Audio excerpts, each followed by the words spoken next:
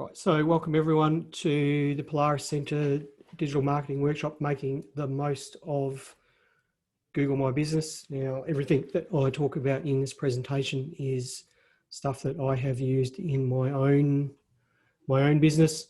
So it's stuff that I have found to work for me, and in the time that I have been here at Polaris, it's something that businesses that I've worked with have found useful for themselves. So what is Google My Business?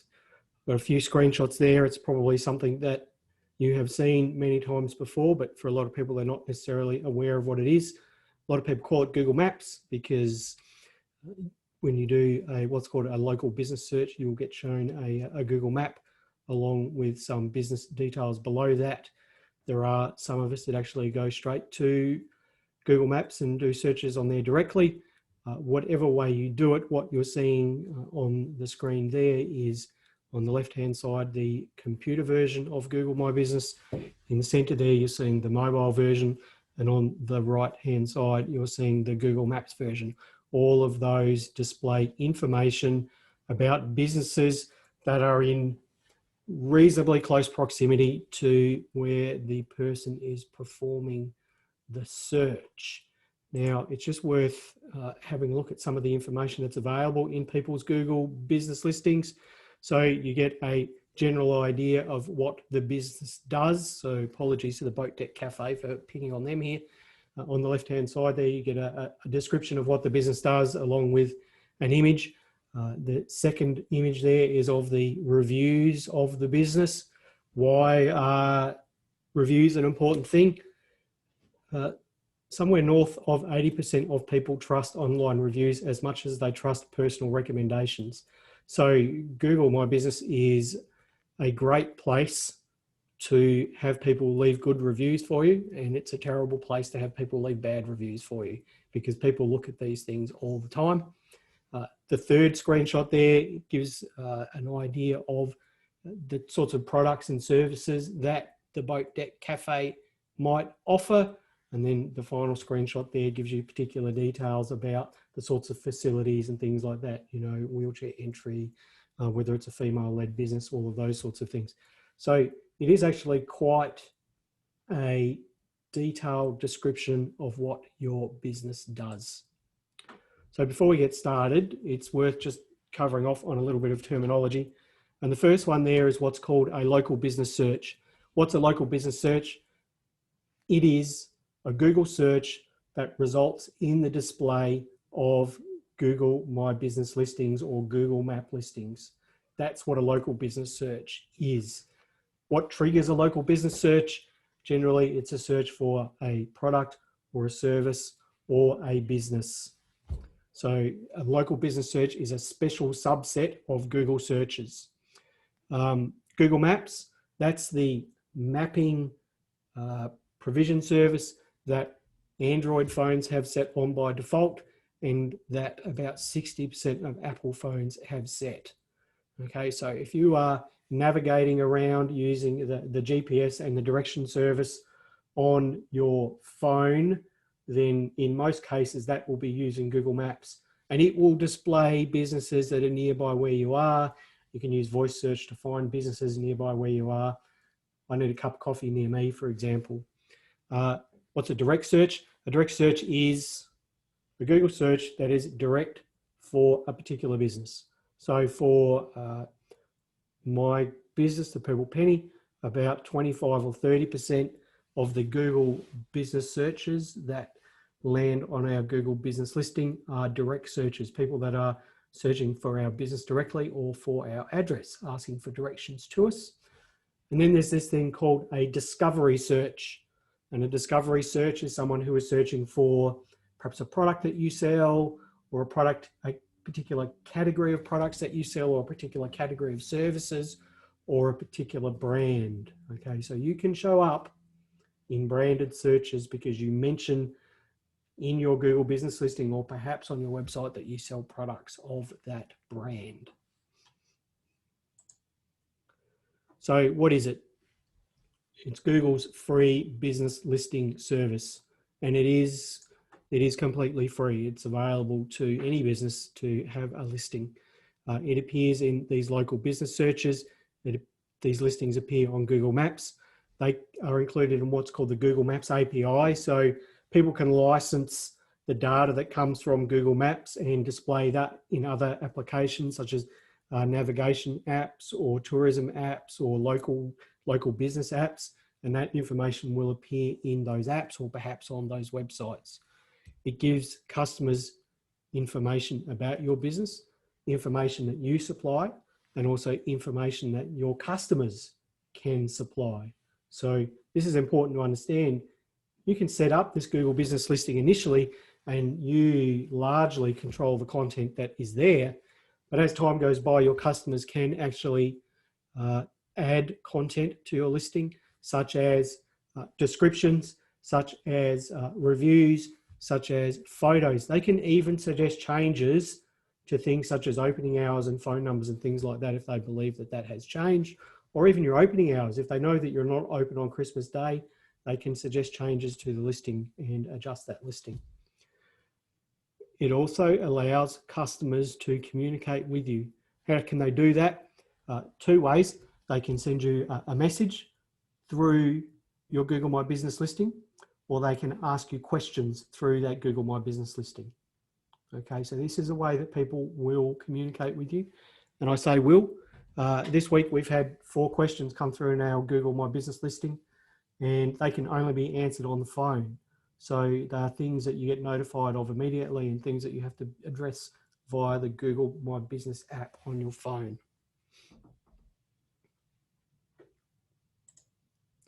So it's funny, you know, this is from Google Trends, and Google Trends is Google's tool for showing keyword search activity over time. This is a graph that shows you near me searches, so plumber near me, electrician near me, and I hadn't updated this graph since April this year, and it was a nice upward line there. And just interestingly, now you've got that big dip there, which happens to coincide with April this year, which was a lockdown. Obviously, people weren't looking for businesses near them then. They weren't traveling anywhere. So the search volume in Australia dropped right away. But you can see since the lockdown has loosened up in July and August, that has trended upwards again. Now, this is on a scale of 0 to 100, with the peak being effectively the highest that there's ever been. And you can see now that we're getting back up to that, and compare it to where we were in, like July 2016. We're talking about almost 100 times the search volume on local business searches, 100% increase in 4 years. So yeah, it's a pretty significant increase in search volume. These local search results, these Google business listings, the Google Maps listings, are becoming more and more important every day. And the rate of increase of importance is increasing every day. The importance is accelerating. So here's some statistics about how people use the Google business listings. 62% of people will look for contact details on your Google business listing rather than via your website. Okay, so more people will look for your contact information on your Google business listing than they will on your website. Now, what does that mean? It means that it's vitally important that you keep your contact information up to date on your Google business listing, because that's where people are going to look. Now, the story I've got here is a fodder store that I saw about 18 months ago. And, 2 or 3 times a week, they would get a phone call from someone saying, "Oh, I'm here on Glenburn Road, but you're not here." And they'd say, "Well, we moved to Gorge Road 3 years ago." And they could never figure it out. And anyway, it happened one day when I was there. The lady mentioned to me afterwards, and I said, "Oh, let's look up your business name on your phone." So we looked it up on an Android phone, and the address was correct. The Google business listing was correct. So then I said, "Have you got an iPhone here?" So she looked up the iPhone, and iPhone still had Apple Maps. Okay, so Apple Maps is another big mapping provider, similar to Google Maps or Google My Business. About 40% of iPhone users use Apple Maps. So you're talking a significant percentage of iPhone users Anyway, you do a search on Apple Maps for her business and lo and behold, there's the old address of the business. That's how people were still finding the old address. So people use these map listings to find you and contact you. There's no doubt about that. What information do people look for? 69% looking for opening hours, 50% looking for directions, 44% are reading reviews. And remember, northwards of 80% of people trust online reviews as much as they trust personal recommendations. 46%, almost half of Google searches are for local businesses or include some local intent. By local intent, they're looking for a product or service near them. 72% of local searches or searches with local intent result in an in-store visit within 8 kilometres of where the search was placed. 3/4, okay, 3/4, 3 out of 4. 28% of local searches result in an in-store purchase. Okay, so this is a real and a big thing, this Google My Business. So what does it allow you to do? It allows you to describe your business, your products, and your services. Okay, so that's a one-off thing. It allows you to do that. As time goes by, it allows you to promote events, it allows you to promote products, it allows you to promote brands. Okay, and how do you do that?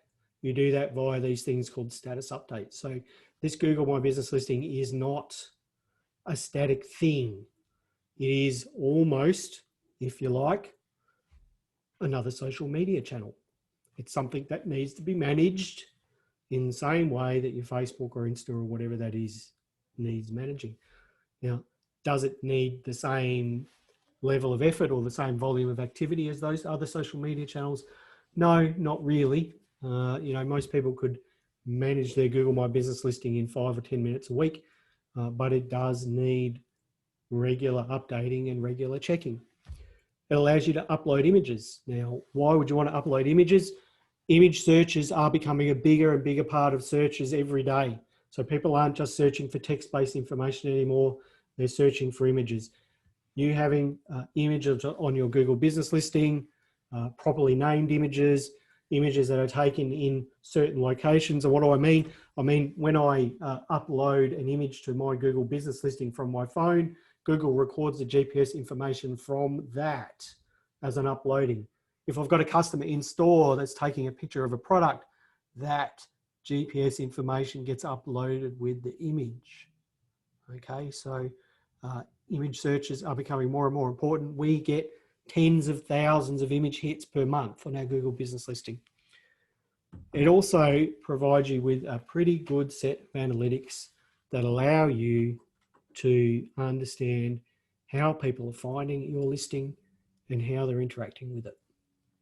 And insanely useful statistics as well. So what can customers do? They can find your Google business listing in the search results. They can find you on Google Maps. They can read reviews that others have left for you.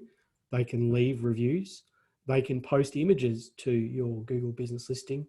They can ask questions of your Google business listing, and then they can understand things like contact details, opening hours, and it includes a rudimentary booking and appointment system. So they can actually use your Google business listing to make bookings and appointments with you.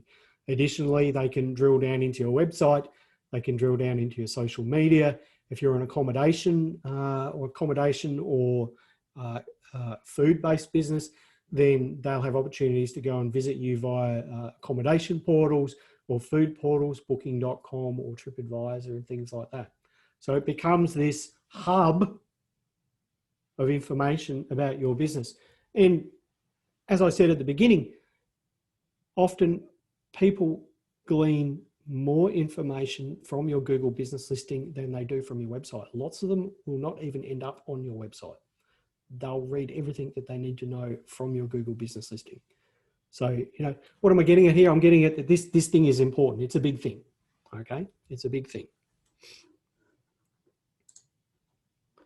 So if you leave this workshop and go away and do some research about Google business listings, you'll see this term, which is called the 3-pack. Now, the 3-pack comes from one of these local searches that we do on a mobile device. Google will display 3 businesses if you're doing a local business search. 3 businesses. So if someone is doing a local business search and you want to appear in that search, then it's up to you to figure out how to get in that top 3, in that 3-pack.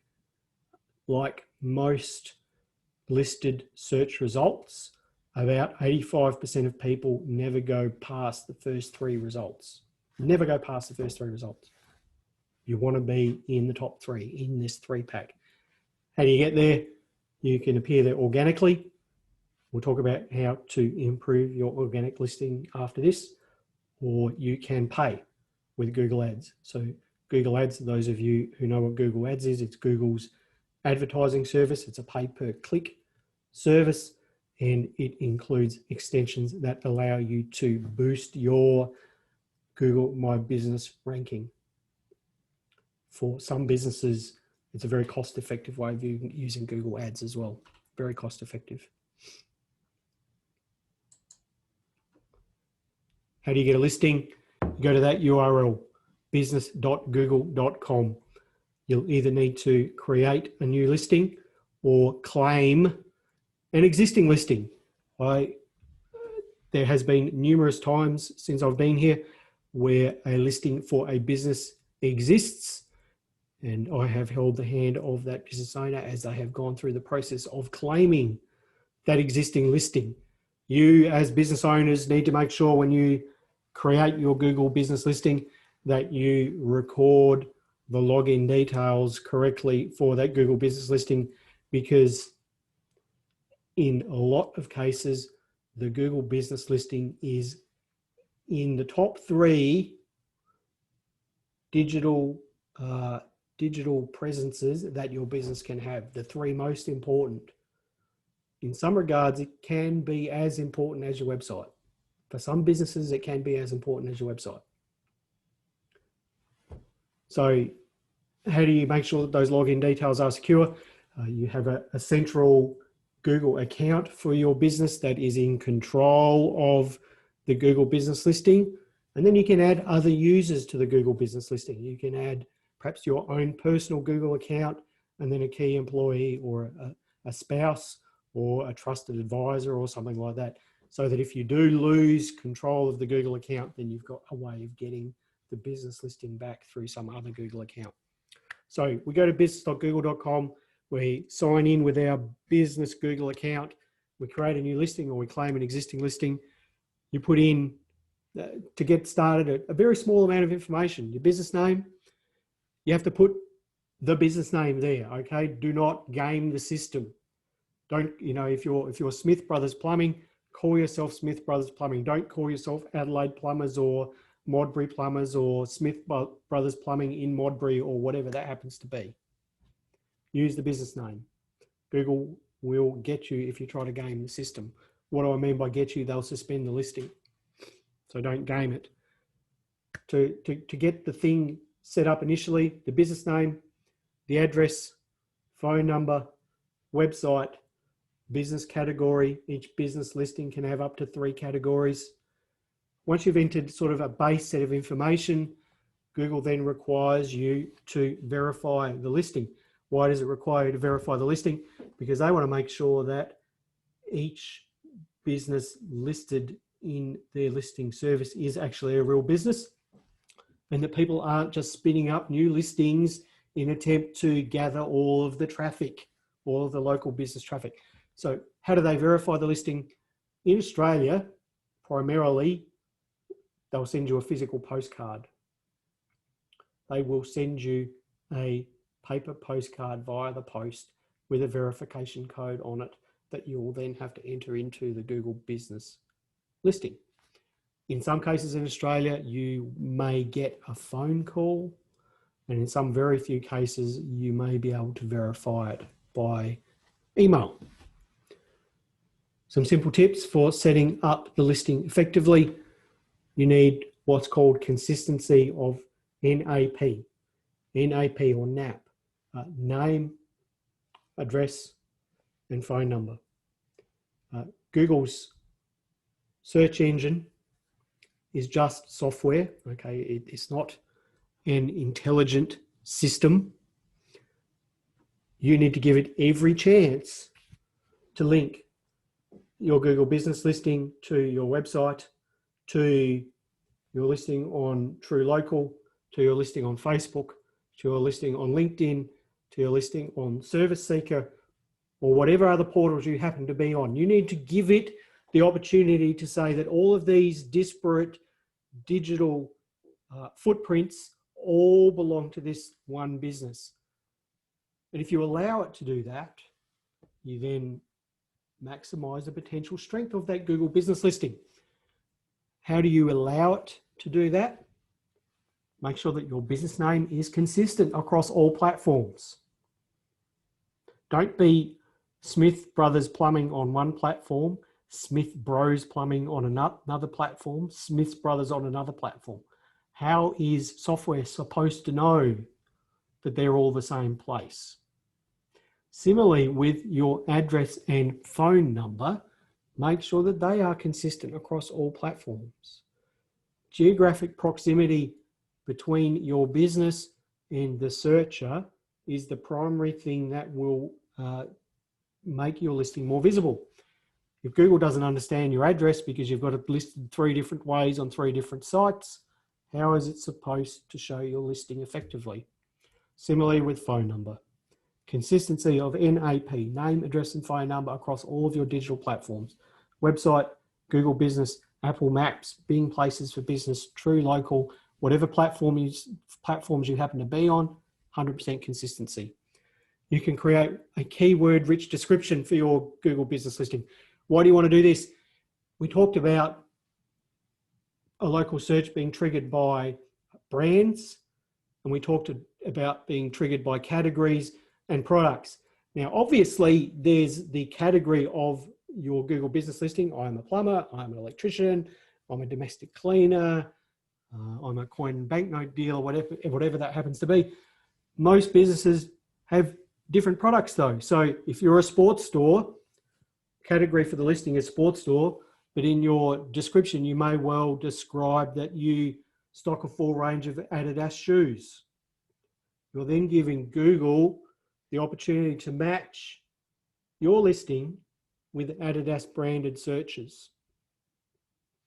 Similarly, with this next point here, if you were to create because the Google business listing allows you to create a full product listing, you could create a list of products, including all your branded products. You're then again maximizing the opportunity that Google will display your business listing if someone's doing a branded search. If you stock running shoes, you would create a product category called running shoes. You would mention in the description that you stock running shoes. Then if people are doing a product search, this is distinct to a branded search, then you possibly could have your Google business listing displayed. I hope this all makes sense. None of it's very difficult, but it requires some thought when you're getting started.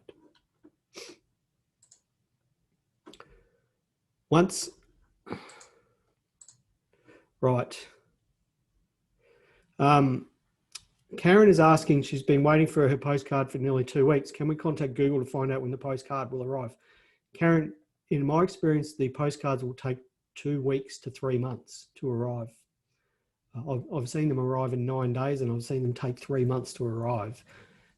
With the lockdown, the wait time went right out, but I have a couple of my businesses that I'm working with internally here at Polaris have had them delivered in about 3 weeks. So my advice there is to just be patient. Okay, don't request another one, just be patient. I know it's difficult, but use that time. 6 days, I've never seen one arrive that quickly.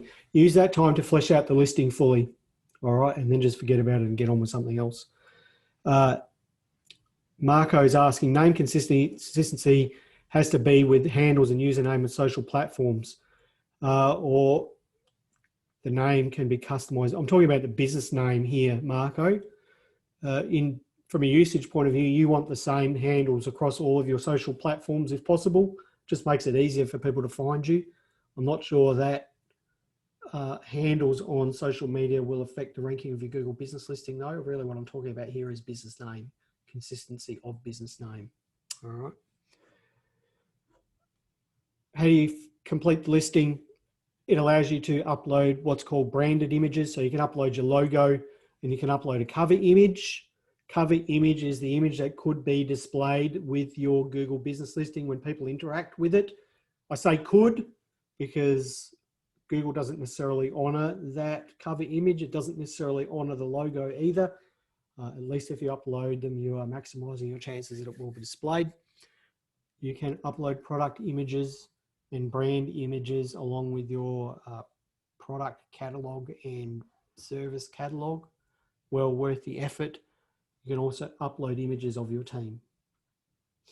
All these things need to be done.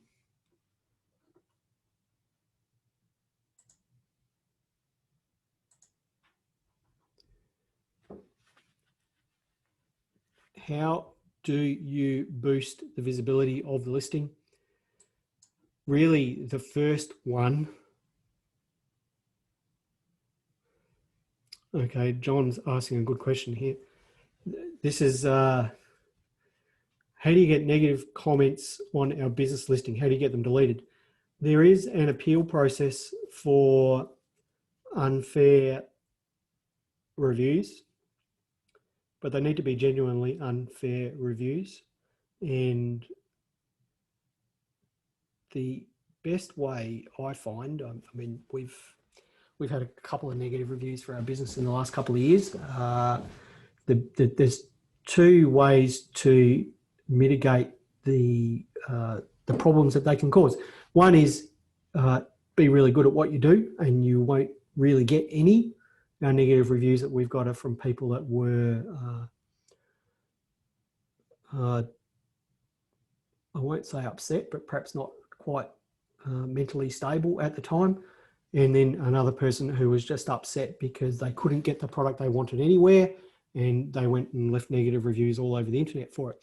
Now, we didn't bother appealing those because we just didn't bother. That being said, here at Polaris, we certainly have appealed some obviously false negative reviews, and we've got them removed.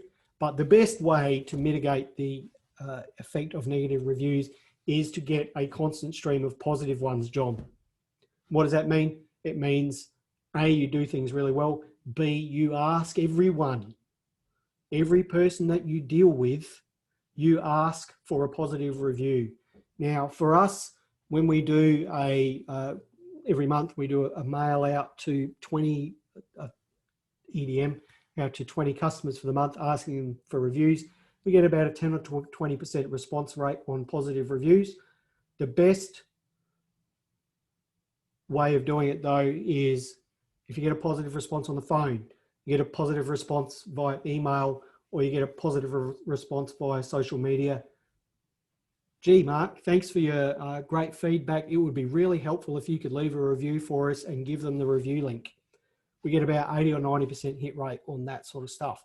So that's a change in mindset for you and your staff. So the best way to mitigate negative reviews is get tons of positive ones.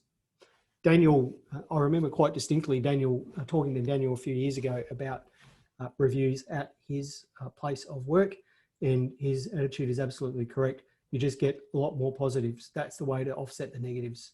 All right.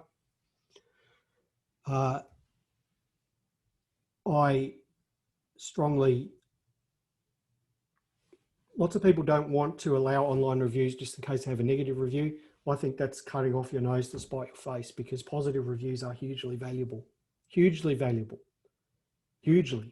If you want to, John, if you want to just email me tomorrow, I've got a couple of slides about handling negative reviews. Okay, and there is a good way of handling that prevents the negative impact that they have. All right, because you're going to get them. Everyone's going to get one eventually. So you deal with it maturely and then drown it out in a sea of positive reviews. All right. Right, how do we boost the visibility of your Google business listing? The first one you can't really control. Geographic proximity of the person who's performing the search and your business. Now, what does that mean? It means that if someone is searching for a cup of coffee down in Seaford, they're going to see a very different set of search results than if they're standing here in Mawson Lakes. You can't control that. The other way that you can't control it is if your business is an online business, or perhaps a business that you don't want to have a physical address. So a good example here would be a lawn mowing business. They don't necessarily have an address that they want people going to. What they would do is they would set up a Google business listing that has what's called area serviced. So they may well set a circle on a map. We service areas within 15 kilometres of this. Well, they have 5 circles on the map with 5 kilometre radiuses around each one. Now, those sorts of listings don't have the same geographic boost that a business with a physical address has, but they do get some of that juice. Again, you can't control it. You are where you are. Keyword focus. Keyword focus is, again, about your description, about your product catalog, your service catalog, your product categories, your images, talking about the types of products, the types of services, the categories of products, the categories of services, the brands, all these opportunities for you to match a product or brand intent search on Google with your listing. What does it mean? No mission statements, no wishy-washy, we aim to be, talk about what you do, talk about what you sell, talk about the brands, talk about the categories, talk about the services, be really focused about what it is that you do in your listing. Get reviews and respond to reviews. It's almost inevitable that your listing is going to be more visible if you have more reviews. Another plus to that, if you do appear in that 3-pack and you've got 47 positive reviews and the person above you's got none, which one are you going to click on? I'm going to click on the one that's got 47 positive reviews without a shadow of a doubt. Without a shadow of a doubt. Google, while they haven't said that having more reviews boosts the visibility, the anecdotal evidence is that the visibility of the listing is increased if you have more reviews. And remember again, more than 80% of people trust online reviews than personal recommendations. You can respond to your reviews. Why do you want to respond to your reviews? One is that Google will boost the visibility of the listing. 2 is it provides positive feedback to potential customers that you value what your customers have to say. 3 is if you get that dreaded negative review, you see it straight away. You can respond to it straight away. You can mitigate the damage that that negative review has immediately. The negative reviews on Google business listings that cause the most harm are the ones that sit there and fester for years that people don't even know are there. The ones that are placed and you see them, you can address them in a mature fashion and then concentrate on getting positive reviews to push those negative reviews down the list. How else do you boost the visibility? Consistency of name, address, phone number, all that sort of stuff. Give Google the chance to say that, hey, this Google business listing belongs to this website, this TripAdvisor listing, this Booking.com listing, this Zomato listing, this Uber Eats listing. Give it the chance to boost all those things up. This Facebook listing, this Instagram channel, give it the chance. If you're not consistent, then it can't do it. It can't do it.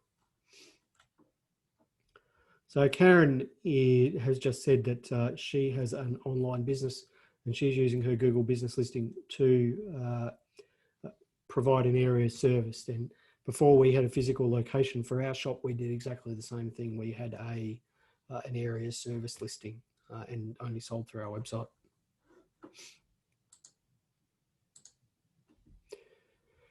You can respond to questions. People will ask you questions through the Google business listing.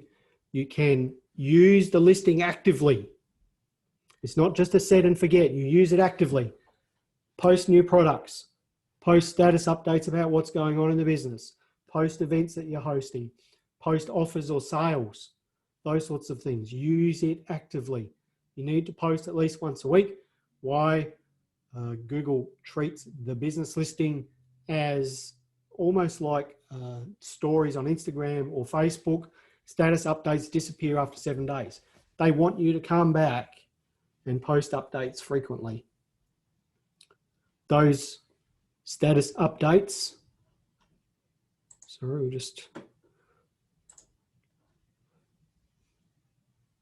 got a late attendee. Those status updates can include a video or an image. They can include a URL. They can include a booking link or a product link, or mix it up. Once a week, it honestly takes 2 minutes. Once a week, post an update to your Google business listing.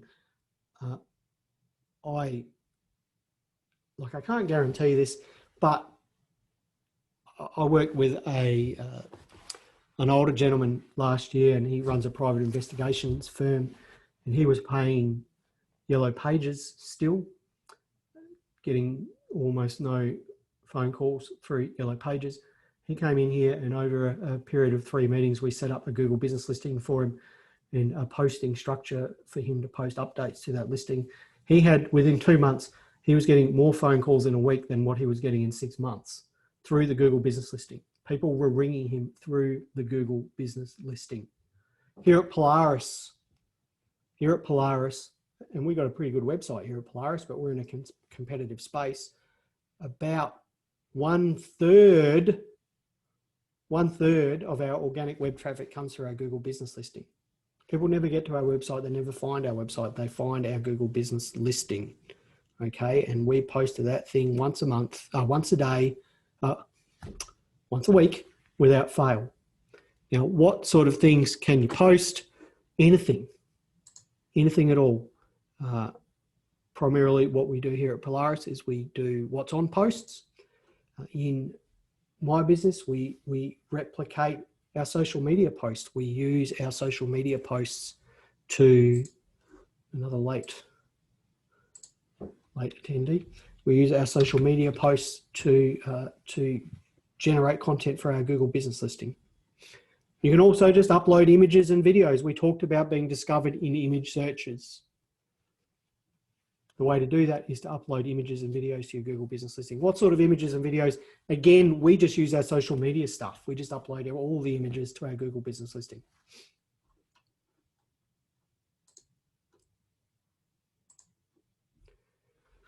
This is a quote directly from Google themselves.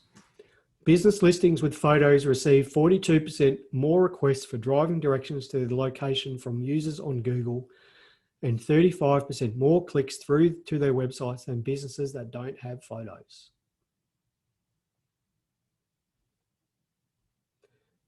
Some analogous statistics here are TripAdvisor listings that have more than 30 photos get about 30% more engagement. Similar stats on accommodation websites. The more photos, the better. Why? It helps people give an idea of who you are, what you do in their own minds. They've got a better understanding of who you are. They trust you more by providing the images. You are more real to them. You are more genuine to them. So, get those images up there on Google Business Listing. Oh, that's okay, Val. It's good to see you again, Val. I haven't seen you for a while, so thanks for joining us. What do you post? That first one is what we primarily do in our business. We repurpose our social media posts. Now, we post our Google Business Listing 3 or 4 times a week. I don't necessarily say that that's the right frequency. That's just what we do. At least once a week. Just coming back to that, at least once a week. What can you post? New products, new menu items, service descriptions, or as new products are added, you can add new product descriptions.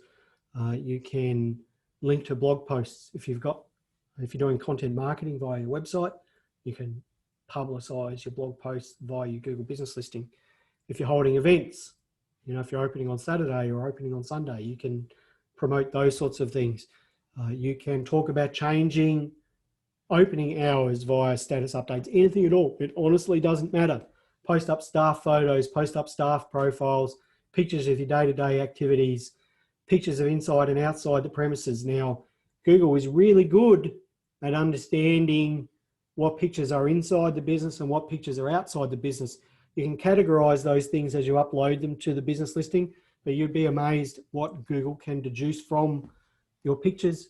When people are doing weird searches, they'll see the outside of your business or the inside of your business, depending on what they're searching for. I guess, because I think social media for promotion of certain businesses is super powerful. This sort of content that I'm talking about posting is the sort of content that you should be generating for your social media channels anyway. And if you are, maintaining this Google business listing isn't a big deal. It's not a lot of work. And remember, if someone's doing a local business search or a product search, these listings appear above people's websites. These are in some ways more important than your website. And a lot of time you're talking about a few minutes work a week to maintain this thing actively. It's not a lot of work.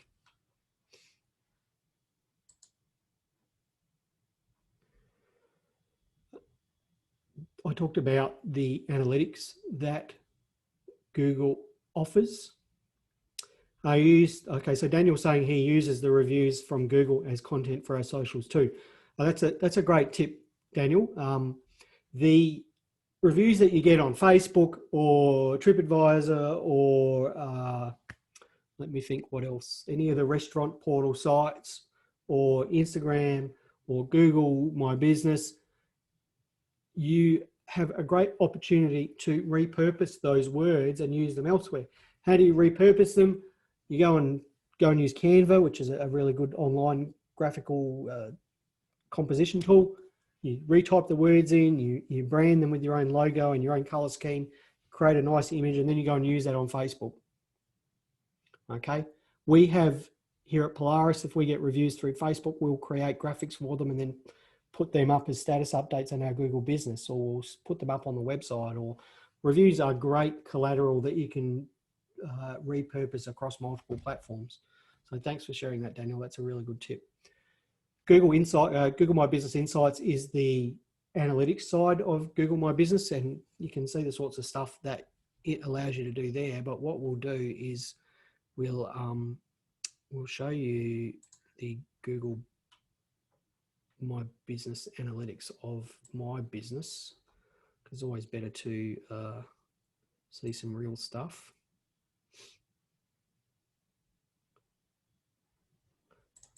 Right. So can you all see that? Can you all see that Google My Business analytics there with the purple penny on the top left-hand side? I hope so. So this is the analytics from our Google My Business listing. The first part here is the actual queries that people are typing in that trigger the display of our Google My Business listing. Now, the first one there is obviously a direct search for us. That's our business name, the purple penny. But then Australian Mint, Australian Coins, they are brand and product searches. They're things that we mention in our listing. We're Australian Mint distributors and we sell Australian coins, and we mention that in our listings. We also mention it in our website. And because we've linked our Google business listing to our website, Google can go away and look at our website and say, hey, they deal in Australian coins, they deal in British coins. And you've got an opportunity then for your listing to be displayed because of your website content, which is linked back to your Google business listing.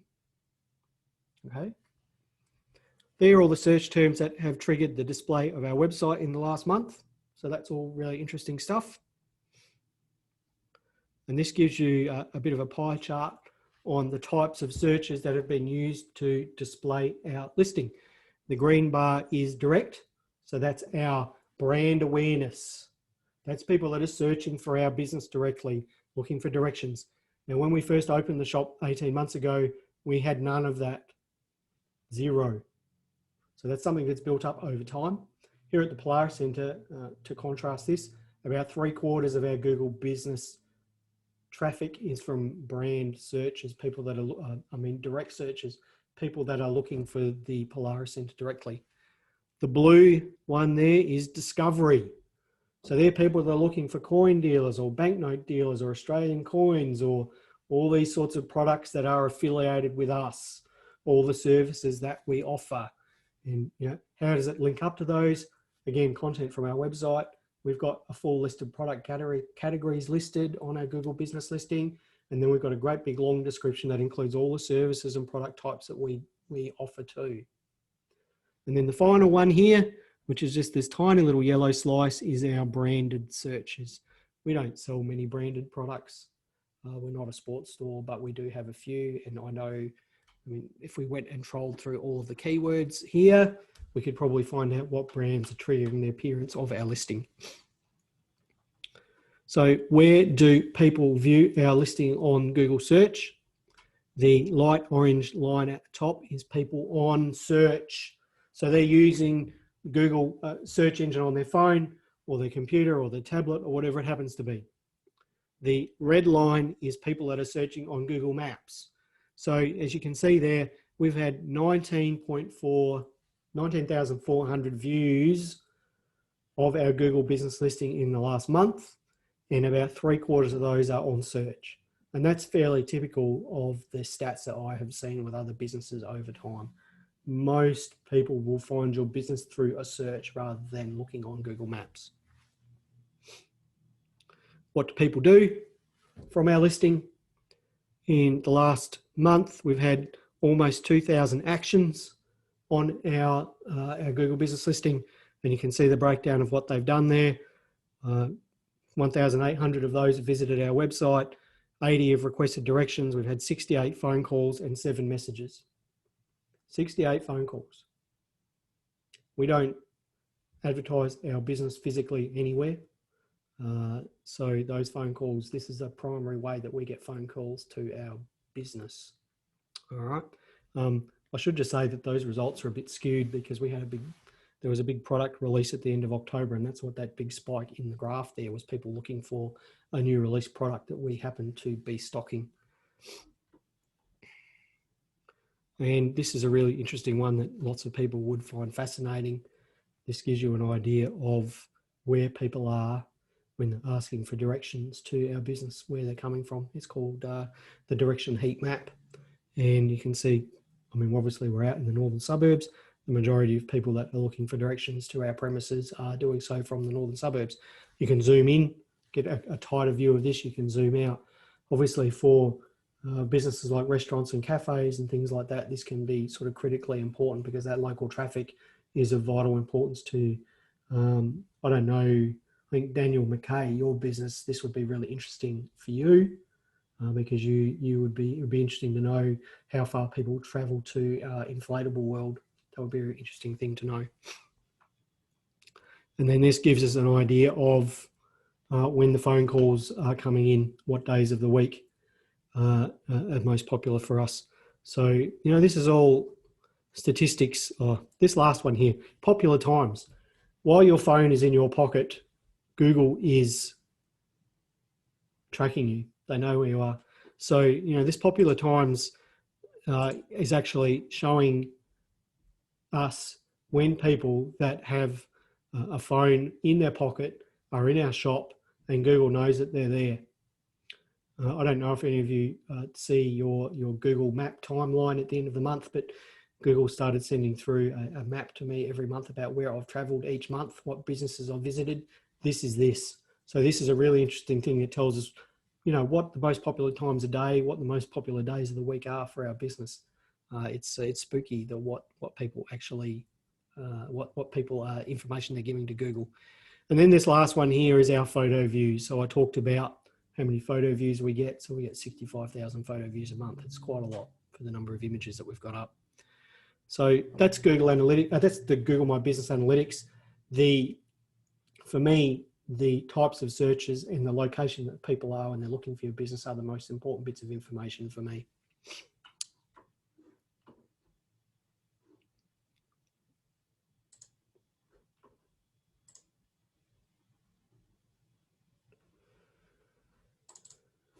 So Google My Business Insights, queries that people use to find your business listing, how they're actually finding you from maps or Google search, where the people are when they're requesting directions, what they're actually doing from your listing, visiting your website, asking for directions or calling you, the heat map of where they are, and then the number of phone calls and what days of the week they are. So here's a little simple action plan for you to maintain your Google business listing actively, daily. Respond to reviews. How do you know if you get reviews? You can set up your Google business listing to send you an alert via the via the My Business app on your phone.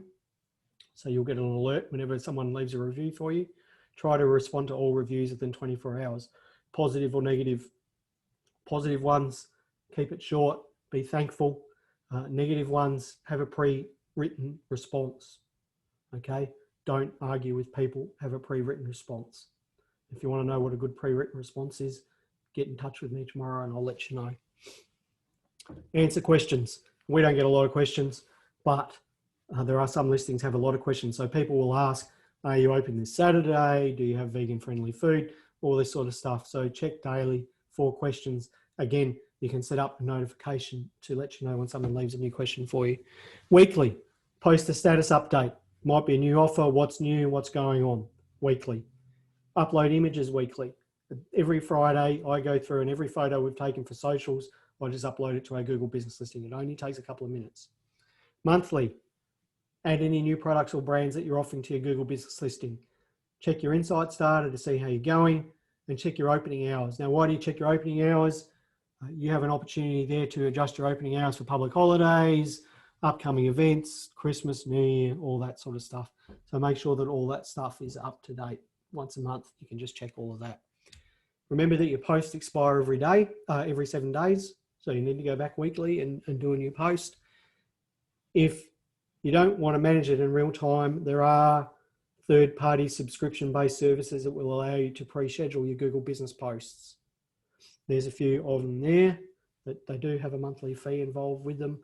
You know, for one business listing, I don't know whether that's worth the effort, but if you're a multi-location business, and this is one of the things that I haven't mentioned, you can have, if you've got multiple locations, you can have a Google business listing for each one, which boosts that proximity, visibility factor that we talked about. If you're managing multiple listings, then you know one of these tools can be super useful and save you a lot of time for what is a fairly nominal fee, you know, $10 or $20 or $30 a month.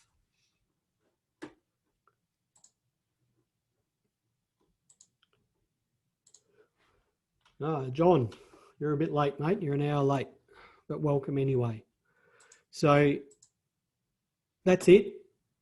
So what's next? Do you do it yourself or find a service provider? I'll just finish off this slide, Mark. I'll address that question. That's a good question. Do you do it yourself or find a service provider? There are people that will manage your Google business listing for you. For me, I would never allow someone to manage my Google business listing. I think it's one of the most important digital presences that you can have online and should be managed in-house. Do you do it manually or do you use a third-party tool to do your scheduling and stuff? I think when you're getting started, do it manually via the Google business listing, either on a computer or on your phone. When you're getting started, try to do it on your computer. You're going to make less mistakes than doing it on your phone. Generally, I suggest that for most social media.